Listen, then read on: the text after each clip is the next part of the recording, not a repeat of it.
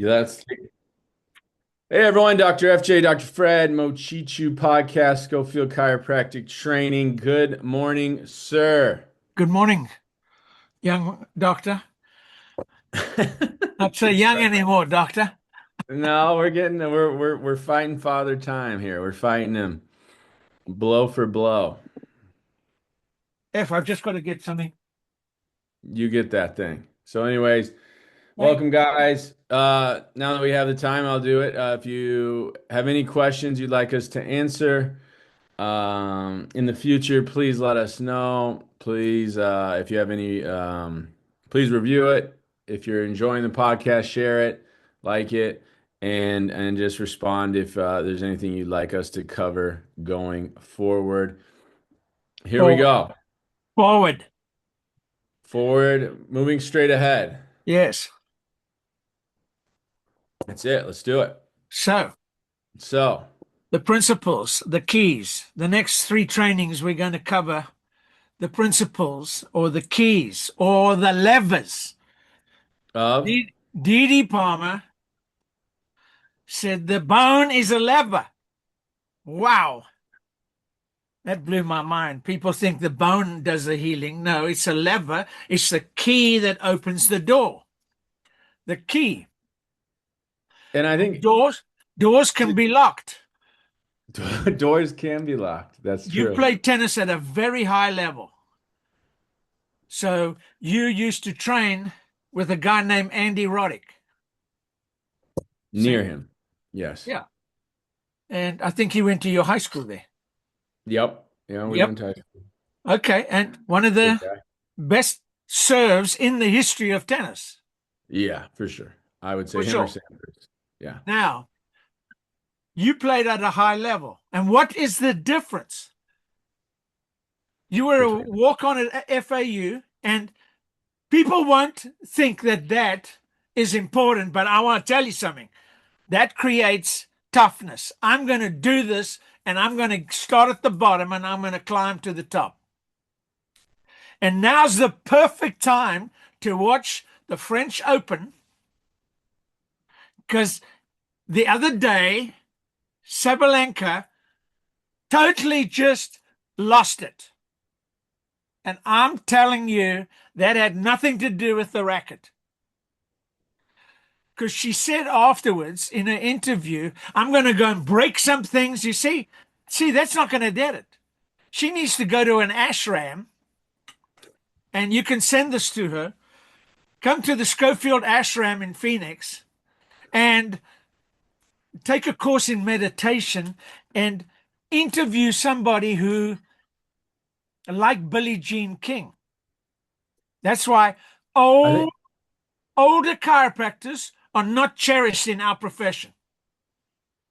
Not at all. And there you're are not some. you're not feeling the love. You're not feeling the love. I'm not an old timer.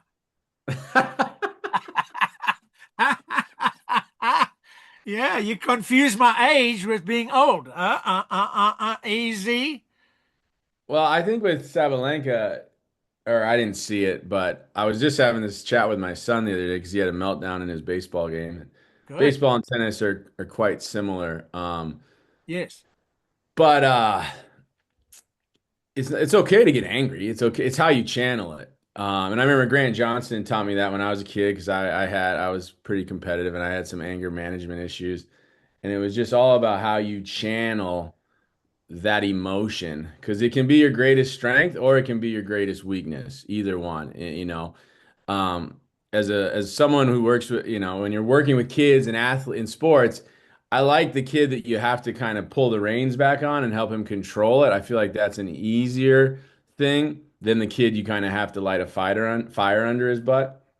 But either way, it's all about how you direct it, how you control it. And it's the same in your office. If things aren't going well, what do you do about it? How do you go sit home and woe is me and do nothing and just or do you say, okay, we're gonna do this better, we're gonna do that better, we're gonna get back to doing the console and the ROF the right way, we're gonna get into digital marketing, we're gonna whatever, train my team better. Do you use that emotion constructively is going to be the greatest He's Uh, 11 years old. Okay.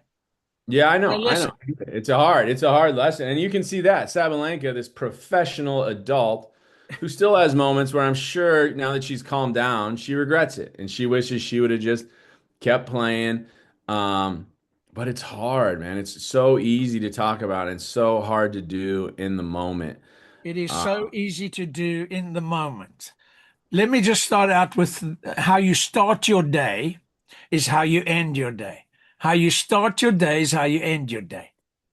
And I'm going to tell you, I don't know what you're drinking over there, but we're drinking a smoothie. And this thing matcha. is loaded. It's got a banana in it.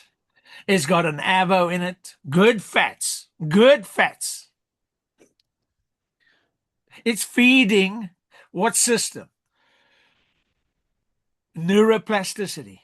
It's feeding. You feed in good, you get good. You feed in crap, you get crap.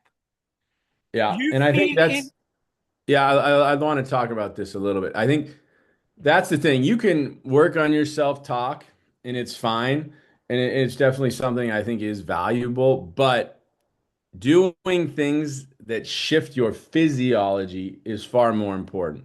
Whether that's movement, breathing, cold exposure, hot exposure, things that actually shift your physiology and then doing them consistently, I think allows you to take much more control in those stressful situations. Maybe you have to have a difficult conversation with someone on your team or a family member. I don't know, whatever it is.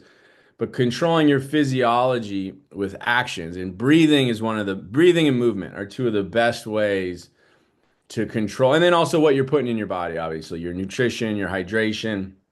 But breathing, it doesn't take long, it's free, and it's just sitting your butt down for a few minutes. And it's a wonderful way to get control of your physiology. Because I just saw a quote from Mark Twain, and he's like, something about I'm an old man now. I've had many worries, and most of them never happened. And I thought it's such a good line because you can play all these different scenarios in your head. And so many times they're just fictional. They're nothing. And then you do the thing and it's fine, whatever it is. Yeah. Okay, carry on. I'm listening. And last thing, the D.D. Palmer thing to talk about, to this day in 2026, and he said that like 130 years ago. I tell people we use the Atlas as a lever to get your head on straight. Correct. 130 years later, to think of how far his time was, and now, of course, it maybe wasn't exactly what he thought it was, but still, to think that 130 years later is still applicable. And if you look at like, because people love to give chiropractic a hard time, but look at what medicine was doing at that time, and then even look at what it's doing now, it's even crazier. But anyways, yeah, I just think that it was impressive what he the different things he spoke about. Yeah, well, I mean, the young kids are spoiled today. Okay, there's the first thing. They're spoiled, your age group, and a little younger are spoiled. Yeah. What I mean by spoiled, I don't mean a spoiled brat. I mean, we have techniques that they never had in the 20s. Go and Oh have a man. look at how they Digital X-ray. Digital X-ray. Unbelievable. unbelievable. Yeah, Digital x-ray. If you don't have one, go get one of these little portable ones. They have portable ones in the dentist's office now. it's You don't incredible. move. They bring it in and Yeah. then it show and you know what? Well, I couldn't do what I do without digital X-ray. There's no way. I mean, it no takes ways. 20 seconds. X-ray shows up. Oh, there's a little rotation in the nasium. Oh, there's some head tilt in the vertex. Let's take it again. I wouldn't have time to do that with plain film. You'd develop it, the patient would be out the office, and you'd be like, oh, this X-ray is not that good. So, I mean, digital X-ray, you can enlarge it, you can shrink it, you can lighten it, you can dark it, you can draw these lines on it. There's Pedibond analysis, NUCA analysis, AO analysis. It's a Gonstead analysis. It's unbelievable. And yet they're not used it. Yeah, well, there's that. But I just think, if you don't, I think that's where it's important to talk to some older chiropractors too, because then you realize like people, like I remember going in the dark room with you and the dark room with Murray when I was, in chiropractic school and younger. And man, I'm glad I don't have a dark room. That's what it is. So the first thing we want to cover, and don't forget to like this video I if you. told them when you disappeared, I told them all, like you, like I know Dr. you Phil. told them. I'm just asking them for a favor to just like it. Doesn't cost anything. Doesn't even take a second. You should have already liked it already. Bang, bang. And we're talking about, what do we start off with? Let's find out if Toughness, toughness. Exactly. It mental. takes discipline to make a smoothie. It takes a discipline. You have to go and plan what you're going to put in the smoothie. You can think about it. Like this morning, I already forgot to put my egg in. Not a big deal. No, Not a but you big did. deal. You Your did mother it. will never know that I didn't put one of her eggs in in in the Unless smoothie. she listens to this, then you're in all kinds of trouble. Oh my goodness. Don't you ever forget an egg again in my smoothie. And I got some psyllium holes. Now, There you I go. can tell you now that it Don't all over describe. starts with your body chemistry. And everybody wants to go into the gadget world. They always want to go into the little, okay, I'll do this. Okay, I'll say this, and then my practice will grow. And you know what? Yes, it will grow. Boom, it grows because you got all excited about it, and then you forgot about it. You Yep. forgot the egg. You forgot the egg. Yeah. And it looks the same, it acts the same, but it ain't the same. Yeah, I think that body chemistry, and I talk about this so much, but I saw a really good interview with Jerry Seinfeld the other day, and he's like, money's great. He goes, it's cool, it's nice. He goes, but energy's better. He goes, energy is the best. To have energy, to go put a nice, hard day of work in and have energy for your family and have energy for what you do. And that's what you're talking about, having controlling your body chemistry. And because you, whatever you do, it's going to take consistency day in and day out for years if you're going to really create a monster practice and create wealth. And you can't do that without energy. Well, I can tell you what Seinfeld's going to miss: the joy of creating, Yeah. giving that adjustment. I just spoke to a doctor who graduated just after you, and he wants to slow down a little bit. Nice. His practice was amazing. I'm telling you, 20 to 25 new patients a week. Oh Woo! my goodness. Is that a big practice? Yeah, that's No, awesome. no, it's not, because it was all ego. Why? Wow. You know how I know that? No, Because all of us have egos. that's true. Yeah, yeah. And I know it because that's dropped down. When he had the fire going and you're out and you're starving, Yeah. whoa, are you Yeah. hungry? Yeah, that's a Damn. good point. That's a really good point. That's If you you gotta got that's yeah, you gotta move out of that and then you have to move into yeah, I mean where you just are creating something that you enjoy and then you have the energy to sustain it and you take care of yourself. And we talk about it all the time, but I don't think you can talk about it enough. We had a young doc, he came to a training and he wasn't taking care of his health and I told him start cold plunging every morning. And this was like 5 months ago, and he's done it every morning for 5 months. Then he added in exercise, and then he added in this, and then he added in a sauna. He's lost like 40, 50 pounds. He looks amazing. His energy's through the roof. His relationships are better. His practice is better with just 2, 3 minutes a morning in cold water. It seems like nothing, but on the aggregate, makes a huge difference. If you can just commit to something no matter what, it can make a gigantic difference for you. yes, making a difference. That's what we do in people's lives. But what has that got to do with toughness? No, Well, you got to be tough to keep it going, toughness is on the inside. of course. They say fake it till you make it. We don't say that. We say faith it till you make it. Faith it. Get some faith in your practice. I'll tell you what, get some God in your science and get some science in your God. Man, that thing hit home to me in the 80s. And I tell you what, I'm still on that today. Neurophysiology. You'd think these guys know what they're doing. Well, how come they don't get adjusted then? Yeah, And that's and true. all we tell them in our office, just refer your husband or your spouse or bring your kid in or your grandma, just bring them in one time Yeah. and we'll take care of them. And it happened for me, it happened for everybody. You get you get a professional chiropractic adjustment. Yeah. I mean, somebody that knows that they know that they know. Yeah, it's different. Yeah. I know. I tell people a lot of time you can't judge any technique that's being done by a student. And I would tell that even as a student. I'd be like, you can't, well, this technique, I went to this person, I go, yeah, he's a student.